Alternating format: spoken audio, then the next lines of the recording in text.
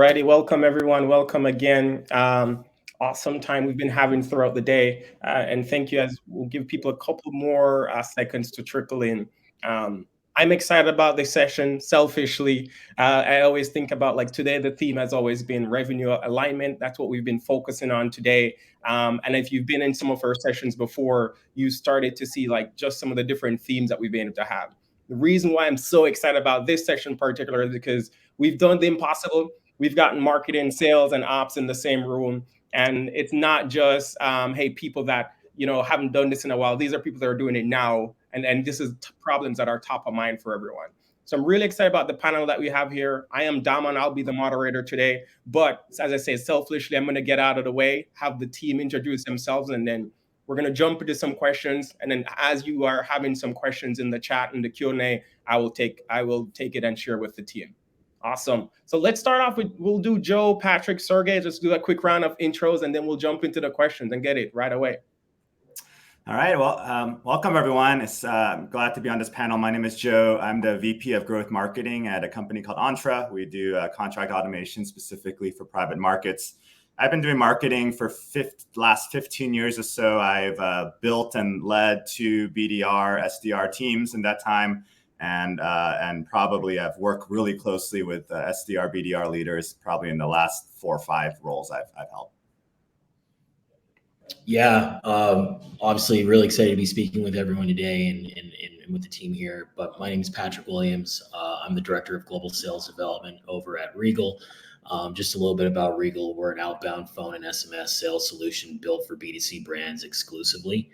A little bit of background about myself. I've been, mostly within the startup landscape over the last 8 to 10 years, I'd say.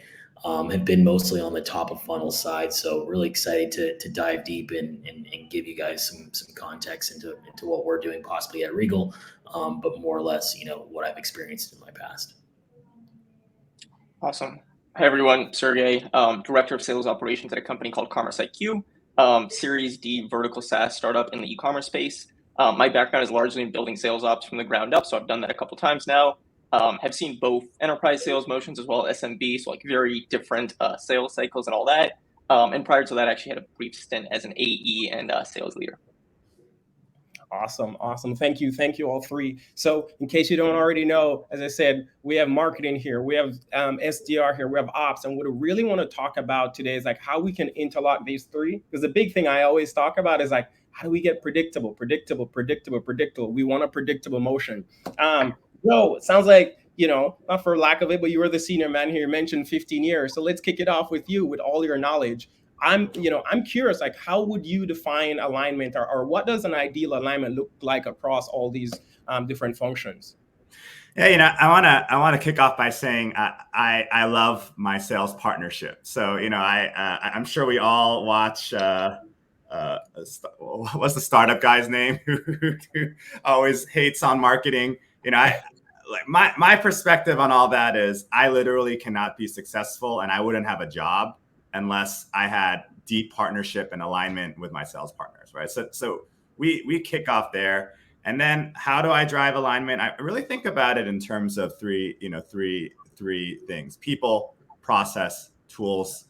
I'll touch on this real quick. People, especially in an SDR world, I mean, the whole conversation of inbound versus outbound and hybrid, I think that's as much of a marketing question as it is a sales question, right? Because if you are doing primarily an outbound motion, but marketing is sitting here generating a bunch of MQLs, there's going to be misalignment there. Or likewise, if you're setting up your team and hiring an inbound team, but marketing is, you're going after enterprise accounts and marketing doesn't have a lot of ability to generate a bunch of demo requests for you, there's going to be misalignment there. So I think it starts with people really understanding what's happening top of the funnel and who are the people required bottom of the funnel to actually catch what marketing is doing.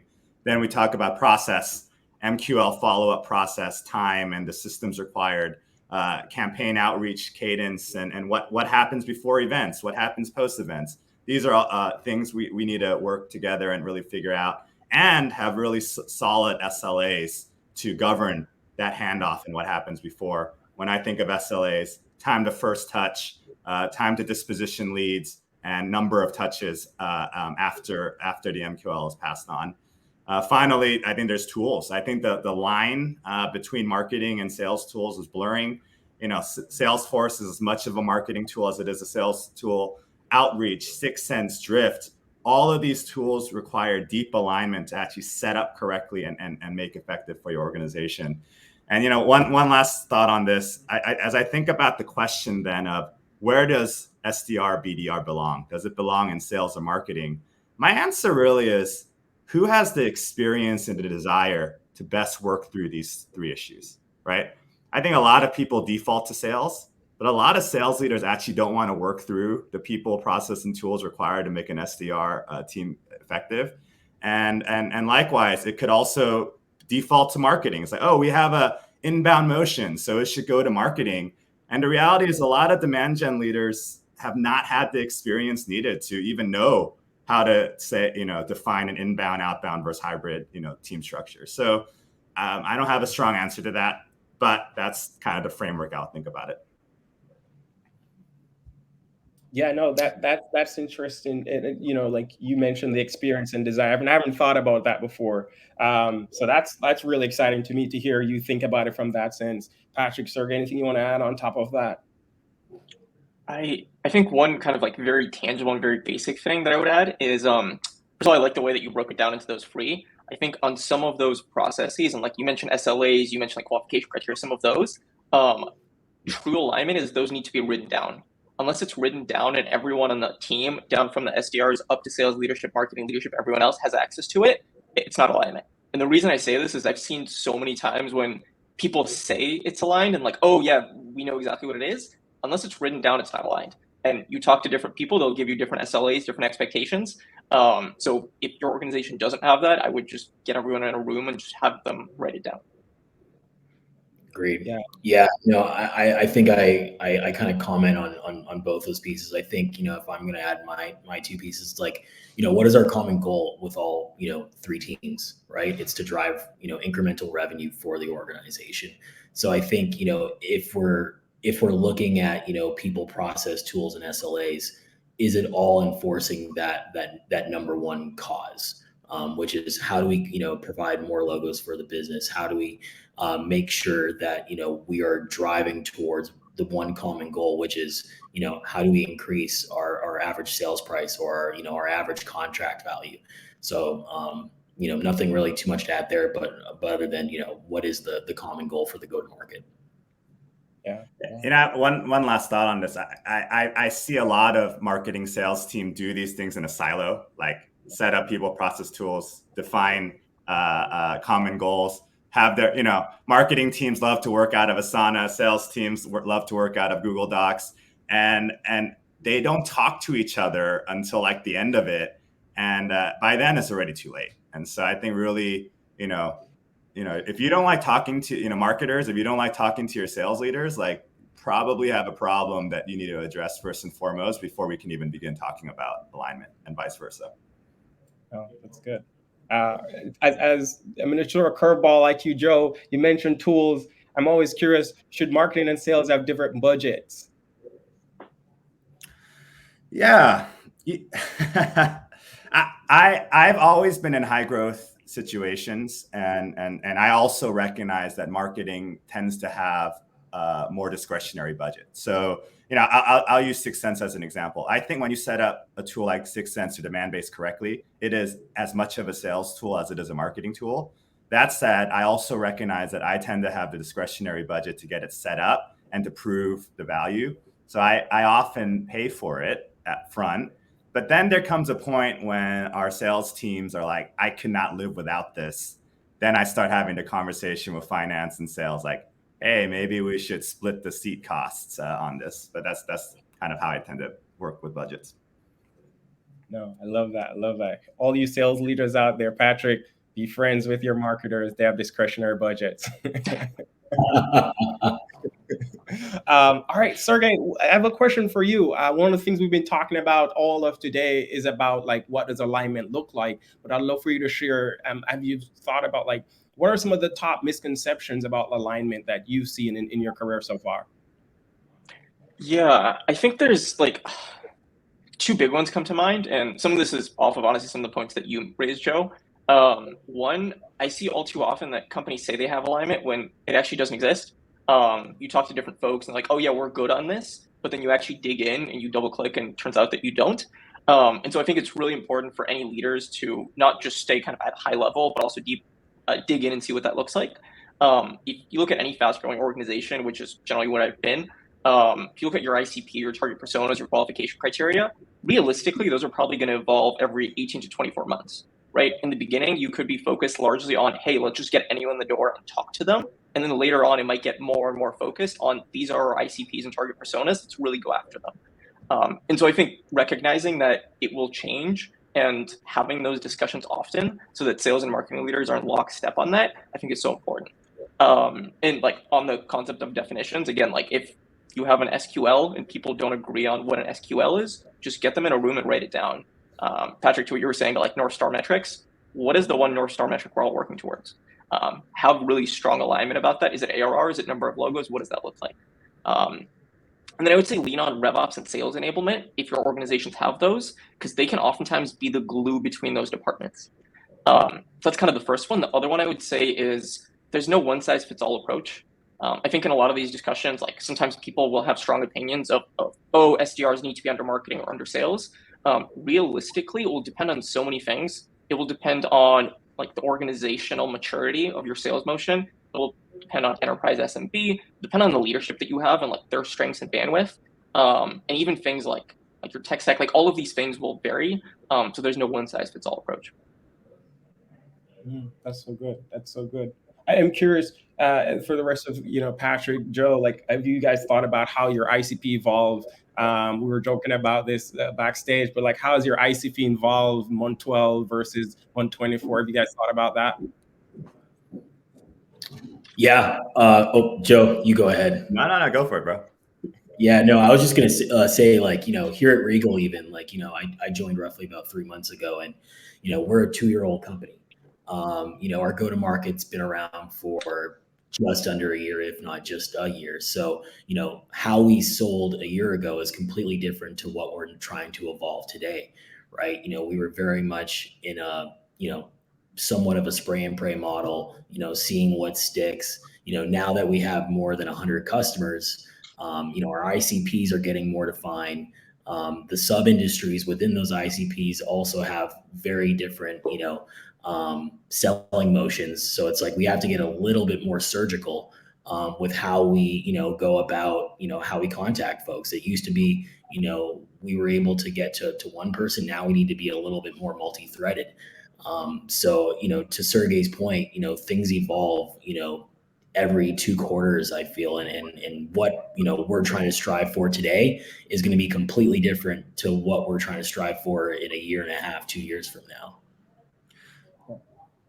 Yeah, what we were joking about backstage was a true story where we had an ICP that included kind of the mid-market segment, from let's say 400 employees to 1,000 employees, and marketing had built this great inbound engine to generate MQLs for this mid-market segment. And overnight, sales leadership basically decided to draw the line at 1,000 employees. And the first time I found out about it was when a SDR set up a meeting and the AE didn't show up because the account was too small. And I think this is an example of alignment gone wrong and a lack of conversation that I've dealt with. And one thing that I think is good for all sales leaders to know is, for the seller, it's actually pretty easy to switch gears, right? Like all you need to do is just not book the meeting. For a marketer, it can take months to get ready for an ICP adjustment because campaign planning often takes 3 to 6 months. It takes a month or 2 to launch a campaign. It takes another 3 months to even start generating results. So those MQLs that I was generating for the mid-market segment that all of a sudden got shut down, the planning for that segment had started probably 6 to 12 months before. And so it's really important as we think about ICP adjustment. Be nice to us marketers. We're really here to serve you and make you look good. Like if you're thinking about making a switch, like involve us in the conversation early. not only that, we actually have a lot of data to bring to the table on this that in our tools that you might not necessarily have access to. So involve us early.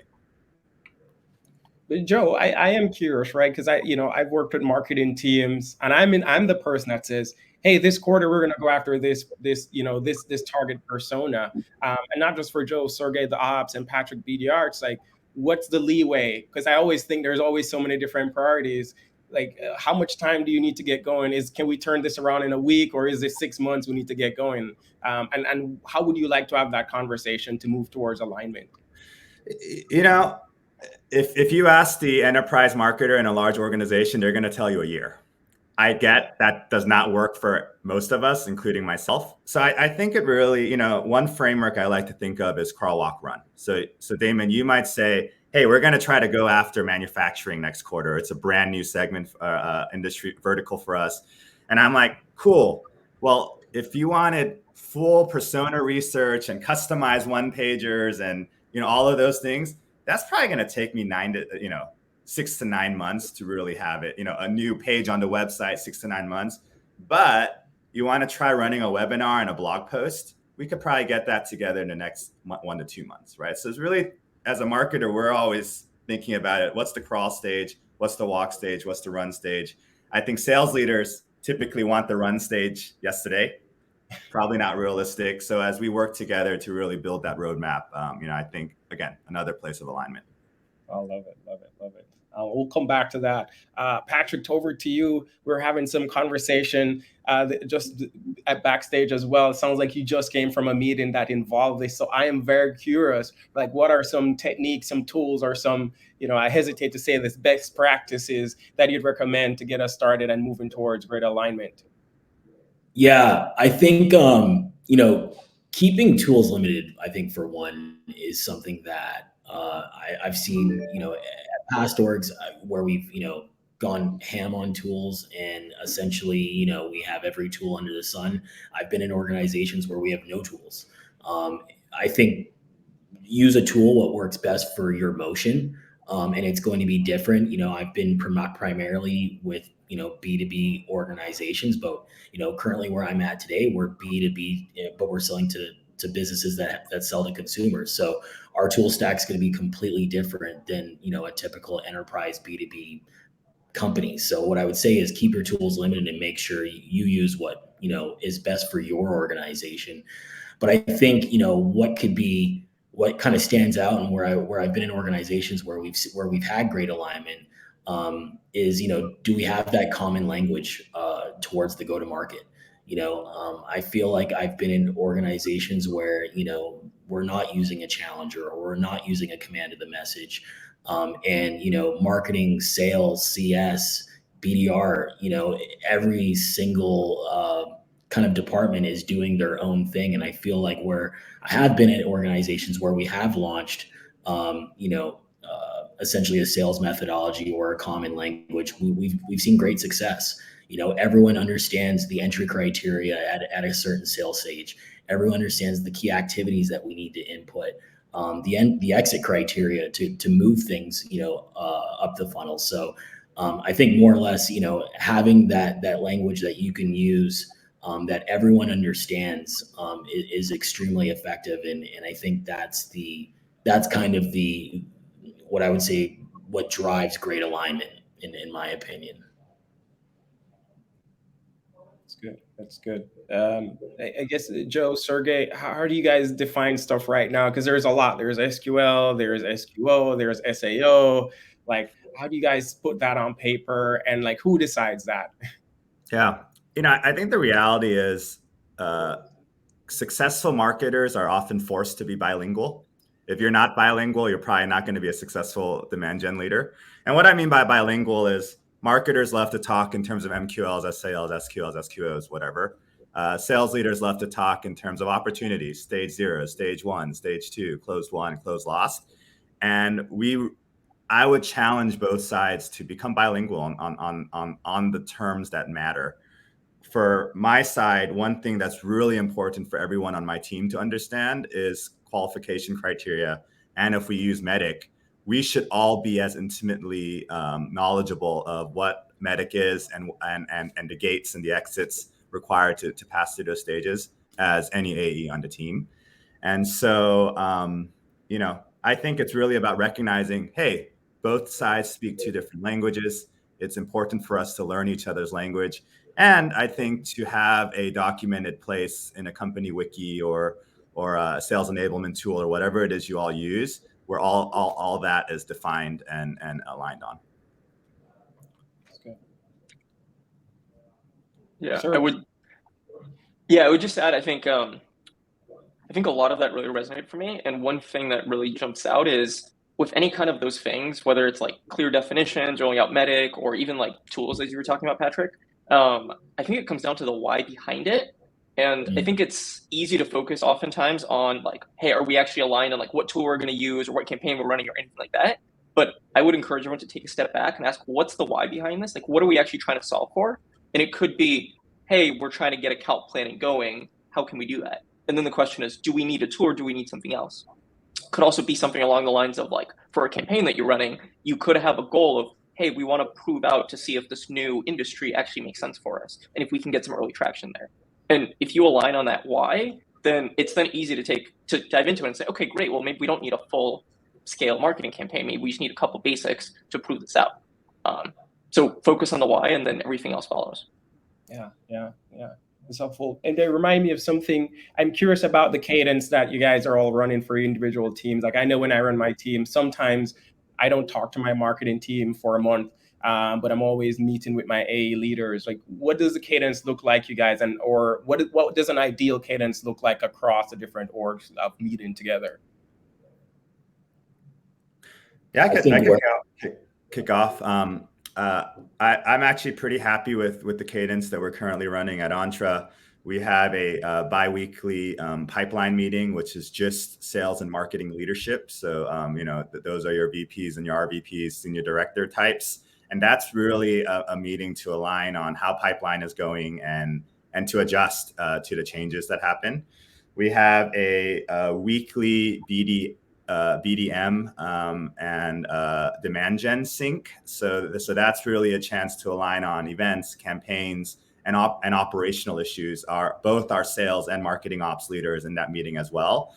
And we just know every week there is a chance to align on what's coming up, but also just surface what's wrong. And you have the people in the room to immediately address and fix those issues.